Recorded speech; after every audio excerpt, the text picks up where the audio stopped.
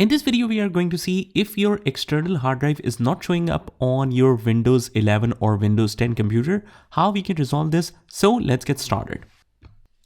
So first of all, what we need to do is just go to the start menu and right here, control panel. And once we are in the control panel, you need to make sure that you are in the category view. I can change it from here. Now let's go to hardware and sound. We will go to the power options after that. And from here, whatever plan is selected, just click on change plan settings next to it.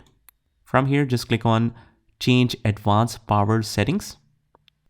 And from here, just search for USB settings. Here it is, the USB settings. Just click on the plus icon right here. And once we are in here, you need to click further into USB selective suspend settings. Just click plus sign. And from here, as you can see, it's enabled. So we just need to disable it and click on apply. And if for your version of Windows, you see multiple settings that are enabled, you need to disable all of them. And after that, click OK. And after that, you can check if the hard drive is appeared. So hopefully that setting should solve your problem. If you found this video helpful, please consider subscribing and liking this video. Thank you, and I will see you in the next one.